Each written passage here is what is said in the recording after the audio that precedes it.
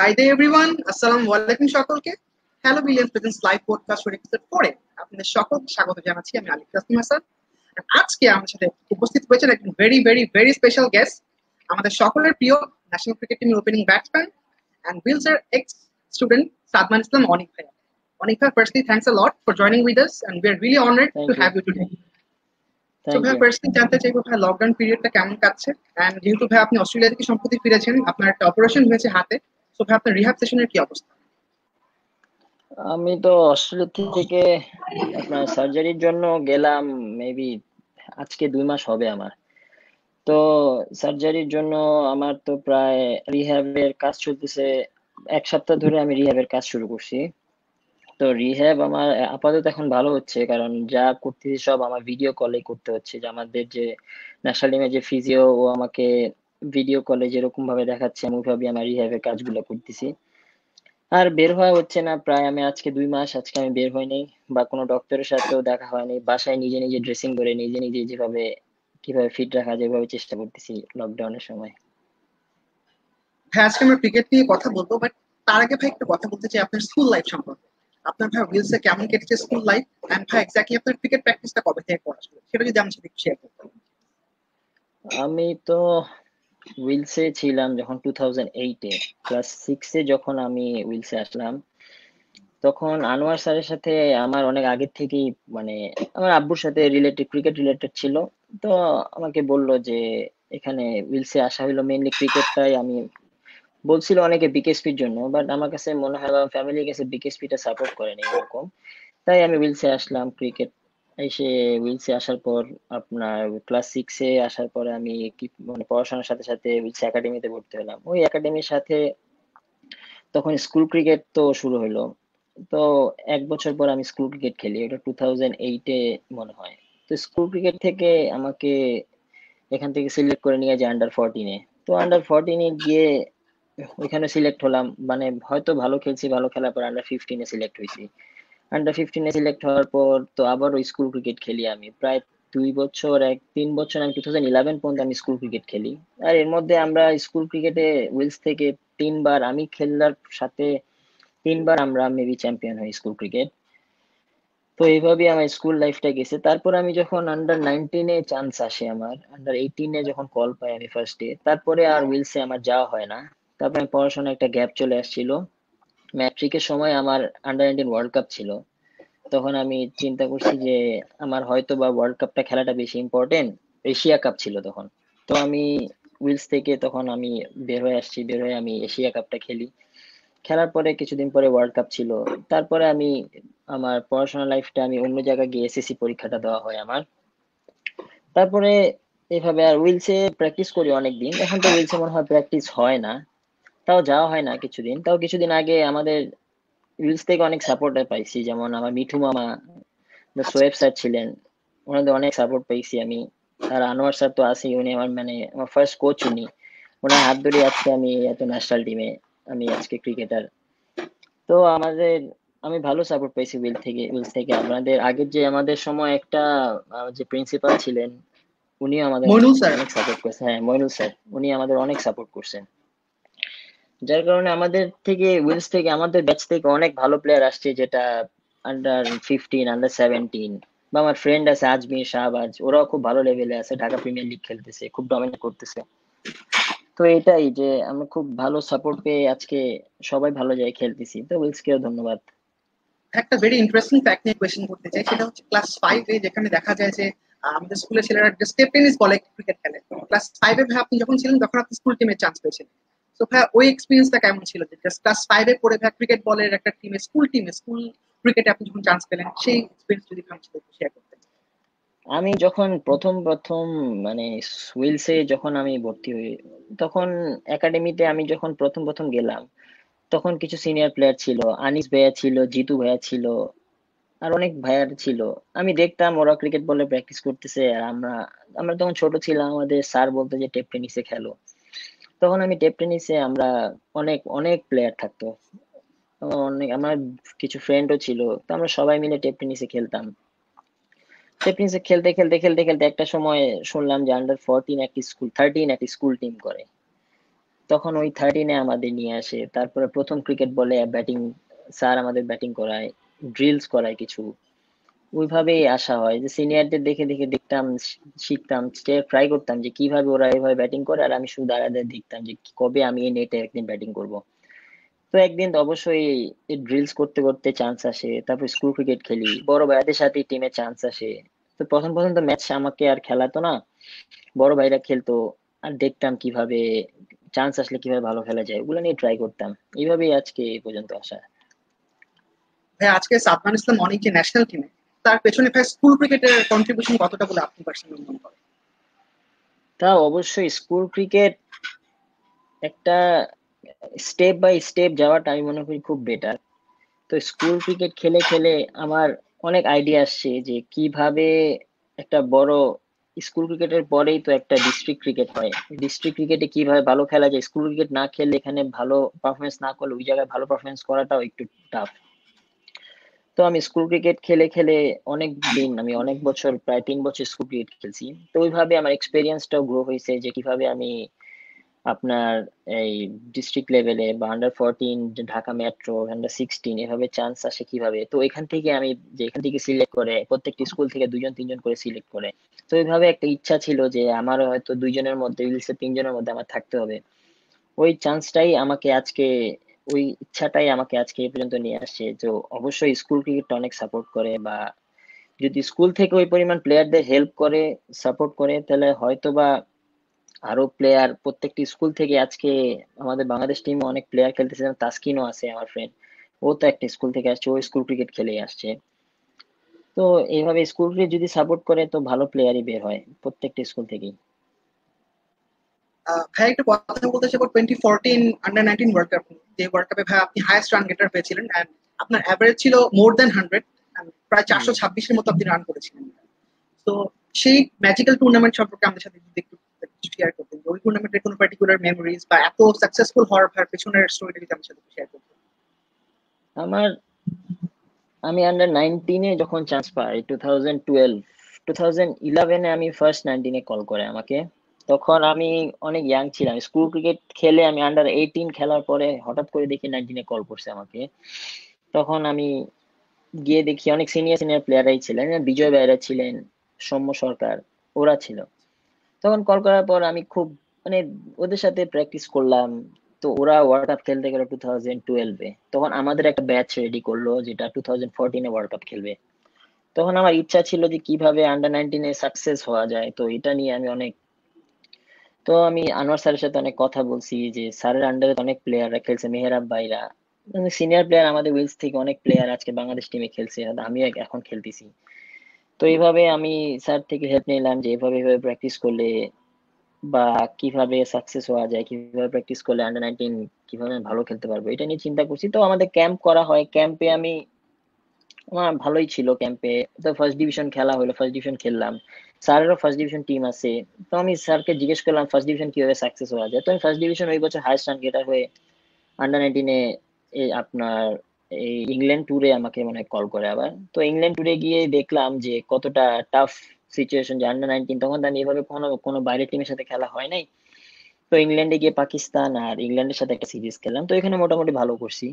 তো আসার পর একটা ইচ্ছা জাগলো যে না, ওয়ার্ল্ড কাপে কিভাবে ভালো করা যায় ওইটা নিয়ে চিন্তা করতে হবে। তারপর ওয়েস্ট ইন্ডিজ সিরিজ খেললাম একটা আমরা, ওয়েস্ট ইন্ডিজেই।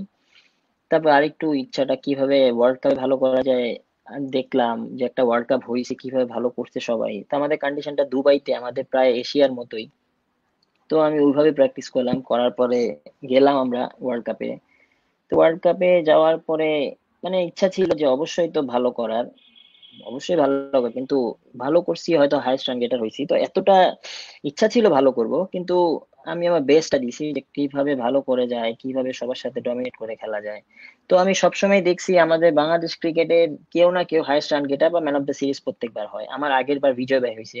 তো আমার ইচ্ছা ছিল আমারও হওয়া এজ ওপেনিং ব্যাটসম্যান। তো আমি চেষ্টা করছি যে যখন আমি প্রথম ম্যাচে সেঞ্চুরি মারছি, তো আমার হয়তো ইচ্ছাটা চলে আসছে, যখন আমার ফার্স্ট সেঞ্চুরি আমারই, তখন আমার মনে হয়েছে যে না, আমার প্রত্যেকটা টিমের সাথে রান করে কিভাবে হাইয়েস্ট রান করা যায় এটা, মানে আমার ইচ্ছা যে চলে আসছে। তো আমি প্রত্যেক ম্যাচে খুব সিরিয়াস ছিলাম যে আমার কিভাবে ভালো করা যায়। তো প্রত্যেকটা ম্যাচই আল্লাহর রহমতে আমি ভালো করছি। আর আমার সাথে একটা কম্পিটিটর ছিল পাকিস্তানের ইমাম। ও দেখছি আমি যদি 100 মারছি, পরের ম্যাচে ও 100 মারছে, আমি যদি 80 রান করছি তো ও 86 করছে, আমার থেকে 5 রান 6 রান হয়তো আগায় ছিল। পরে একটা ম্যাচে আমি নিউজিল্যান্ডের সাথে যখন 98 করে ফেলি, 98 করে আউট হয়ে গেলাম, ও ওই ম্যাচটাতে রান পায়নি। তারপর আর ওরও একটা ম্যাচ বাকি ছিল, আমারও একটা ম্যাচ বাকি ছিল। পরে ওই ম্যাচটাতে আমি 56 করছি, ও মনে হয় 40 করে আউট হয়ে গেছিল, ও ওর থেকে আমার 6 রান, আমি ওর থেকে 6 রান আগে আসি, এই 6 রানেই আমাকে হাইস্ট রান গেটার হয়ে গেলাম আমি। আর ও হতে পারলো না। এটাই আমার ছিল একটা এক্সপিরিয়েন্স, খুব ভালো। বাট ভাই তারপরে বাংলাদেশে কেউ হয়েছে, এটাই সবচেয়ে বড় একটা পাওয়া। হ্যাঁ, আরেকটা হ্যাঁ, হ্যাঁ। কোয়েশ্চেন করবো, সেটা হচ্ছে আপনার যে ভাই আজকে ন্যাশনাল টিমে এসেছেন, তার পেছনে ভাই আপনার ফ্যামিলির অবদানটা কত, বা একটা ফ্যামিলির সাপোর্ট একজন ক্রিকেটারের জন্য কতটা বড়? ফ্যামিলির অবদানটা মেইন। আপনার একটা ন্যাশনাল টিমে খেলা বা একটা অ্যাজ এ ক্রিকেটারের, যদি কেউ ক্রিকেটার হতে চায় তো আমার মনে হয় ফ্যামিলির সাপোর্টটাই মেইন। ফ্যামিলি সাপোর্ট ছাড়া আমার মনে হয় না এত দূরে আসা যায়। বা সবাই তো অবশ্যই চায় যে মানে বাচ্চারা পড়াশোনা করুক।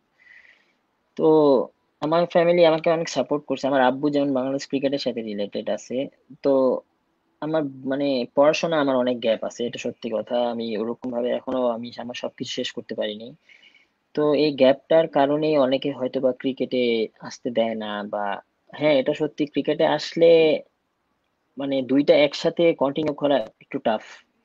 তো আমি চিন্তা করছি যে আমি যখন দেখছি আন্ডার 19 ওয়ার্ল্ড কাপে সাকসেস হয়ে গেছি, তখন অবশ্যই আমার তো ন্যাশনাল টিম আমার টার্গেট থাকবেই।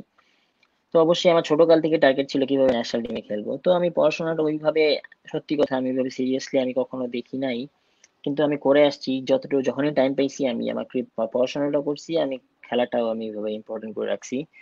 তো ফ্যামিলি আমাকে ওই পরিমাণ ফ্যামিলি সাপোর্ট দিয়েছে যে হয়তো বা অন্য কোনো ফ্যামিলি সাপোর্টটা দিবে না, যে পড়াশোনা এইভাবে রেখে খেলাধুলা নিয়ে বিজি থাকতে। তো আমি মনে করি যে দুইটা কন্টিনিউ করা যায় যদি, দুইটাকেই আপনার যদি একটা লেভেলে চলে আসে, তো একটাকে একটুখানি স্যাক্রিফাইস করে হয়তো বা সুন্দরভাবে কন্টিনিউ করা যায়। তো দুইটা কন্টিনিউ করা আসলেই করা যায়। যে আমি হয়তো বা আমার নিজের জন্য করা হয় নাই, আমার ফ্যামিলি সাপোর্ট আসে, কিন্তু আমি একটা লেভেলে চলে যাওয়ার পর আমি নিজে নিজে ইচ্ছা করে অতটা আমি কেয়ার করি নাই। তাই আমি এখন চেষ্টা করতেছি ওইভাবে আমি কিভাবে কন্টিনিউ করা যায়, কিন্তু ফ্যামিলি সাপোর্ট ছাড়া আমার মনে হয় না ক্রিকেটে আমি যেরকম বা বাংলাদেশ টিমে যতগুলো প্লেয়ার আজকে আসছে, অবশ্যই ফ্যামিলি সাপোর্টের কারণে এত দূরে ওরা। বা আমাদের টপ লেভেলে যতগুলো প্লেয়ার আছেন ফ্যামিলির ভালো সাপোর্টের কারণে, ফ্যামিলি সাপোর্ট ছাড়া আমার মনে হয় না আজকে ন্যাশনাল টিমে বা আন্ডার 19 বা এজ লেভেলে যে ক্রিকেটাররা একটা জায়গায় খেলতে গেলে হয়তো বা পড়াশোনায় মনটা বসে না, যেরকম ভাবে ক্রিকেটে চলে আসে সবাই। তো ওইভাবে প্লেয়ারদেরও নিজেদেরও একটু ইচ্ছা থাকতে হবে যে কখন পড়াশোনার টাইমটা পড়াশোনা দিতে হবে আর খেলার টাইমটা খেলা দিতে হবে, তাহলে দুইটাই একসাথে আমি মনে করি সাপোর্ট করা যায়। ভাই একটু ওয়েস্ট ইন্ডিজ সিরিজের প্রসঙ্গে ফিরে যেতে চাই। 2018 আপনার ডেবিউ হলো ওয়েস্ট ইন্ডিজের সাথে, যখন আপনি টেস্ট ক্যাপটা পেলেন, ওই সময় ভাই আপনার ফিলিংটা কেমন ছিল? Like it's like dream coming true. So ওই সময় ফিলিং যদি কেমন ছিল বেশি আগে? হ্যাঁ, আমি যখন ওয়েস্ট ইন্ডিজ সিরিজের আগে আমার একটা সিরিজ ছিল, এটা জিম্বাবুয়ে সিরিজটা আমাদের বাংলাদেশে ছিল। তো আমি তখন আমার ফার্স্ট ডিভিশন, সরি, এই ন্যাশনাল লিগ চলতেছিল। তো ন্যাশনাল লিগে হয় আমি আমি ভালো রান করতেছিলাম ওই বছর, ন্যাশনাল লিগে আমি ভালো করছি। তো অনেকে বলতেছিল যে হয়তো বা জিম্বাবুয়েতে তোমাকে কল করবে, তুমি রেডি থাইকো।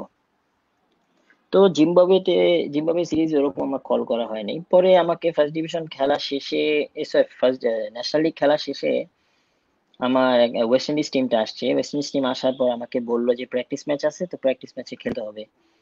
তো আমি প্র্যাকটিস ম্যাচে গেলাম। পরে আমাদের ন্যাশনাল টিমের যে কোচ ছিল, যে স্টিভ রোডস, ও ছিল মাঠে। পরে আমাকে সিলেক্টররা বললো যে ওকে একটু ভালো পারফর্ম করে দেখা, তা তোর জন্য খুব ভালো হবে। তখন প্র্যাকটিস ম্যাচে আমার তো ওয়েস্ট ইন্ডিজের সাথে প্র্যাকটিস ম্যাচ চিটাগাংয়ে ছিল, তো আমি প্র্যাকটিস ম্যাচে, আমার ওরকম প্র্যাকটিসও ছিল না। আমার ন্যাশনাল লিগ পরে আমার একটা ফ্রেন্ডেরই একটু প্রবলেম হয়েছিল, তো প্রবলেমের কারণে আমার প্রায় 10-12 দিন আমি প্র্যাকটিস করতে পারিনি। তো প্র্যাকটিস ছাড়াই হয়তো আমার প্র্যাকটিস ম্যাচে কল করছে, আমি কোনো ব্যাটে বলে ছাড়াই প্র্যাকটিস ম্যাচে ব্যাটিং এ নামছিলাম।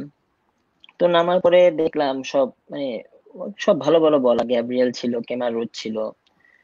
তো আমি আমি কোনো টেনশন নেই নাই, আমি খুব রিল্যাক্স, আমি মনে মনে চিন্তা করছিলাম আমি সবসময় যেরকম পজিটিভ মাইন্ড থাকে আমি কিভাবে সাকসেস আমার লাইফে, তো আমি ওইভাবেই চিন্তা করছি কি ওইভাবেই আমি ব্যাটিং করবো। তো আমি প্র্যাকটিস ম্যাচটাতে 76 করলাম, 76 করার পর আউট হয়ে গেলাম। তখন হঠাৎ করে ড্রেসিং রুমে ঢুকলাম, ঢোকার পরে আমাকে সিলেক্টর ডাক দিয়ে বললো যে 14 জনের স্কোয়াড দিছে, তোমার নাম আছে, তো তুমি প্রিপারেশন নাও, তোমার ম্যাচ খেলতে হবে।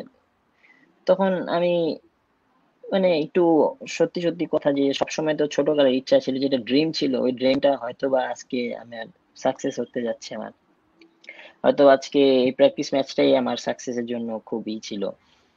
তো আমি ওরকম চিন্তা করে আমি সত্যি কথা আমি একা একটা রুমে গেলাম, রুমে গিয়ে অনেকক্ষণ চিন্তা করলাম যে আমার সাকসেসের পিছে কি কি ছিল, বা আমি আজকে ন্যাশনাল টিমে চান্স পাইছি। তো আমি আগের জিনিসগুলো চিন্তা করে খুব কিভাবে কিভাবে আসছি চিন্তা করলাম। তো একটু মনটাও খারাপ ছিল, বা এই মনটা খারাপ তো খুশির খারাপ ছিল যে কিভাবে। তখন আমি সব ফার্স্টে বাসায় ফোন দিলাম। তো আব্বু বললো হ্যাঁ শুনছি, আম্মুকে ফোন দিলাম, আম্মু খুব খুশি। তো আমি তারপর আমার ফ্রেন্ডকে ফোন দিলাম। ও বললো কারণ ওর জন্য আমার কিছুদিন মানে ছিলাম যে আমার ওর জন্য কিছু মন খারাপ ছিল।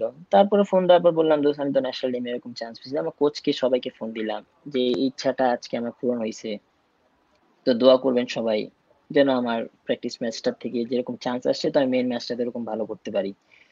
তো এরকম আল্লাহ মেইন ম্যাচটাতে আমি প্রথম ম্যাচটা খেলি নাই, প্রথম ম্যাচটাতে আমাকে প্র্যাকটিস করানো হয়েছিল চিটাগাঙে, তো ডেবু হয়েছে আমার ঢাকাতে মিরপুরে।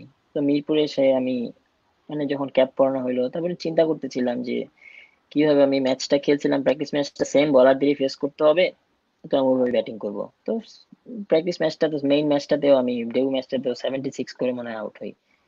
তো ওইটাই মানে খুব ভালো লাগছে। ভাই একটু নিউজিল্যান্ড সিরিজ প্রসঙ্গে যেতে চাই। Like that was a disaster New Zealand সিরিজে ভাই, সেকেন্ড টেস্টের আগে ভাই যেটা আসলে ঘটেছিল।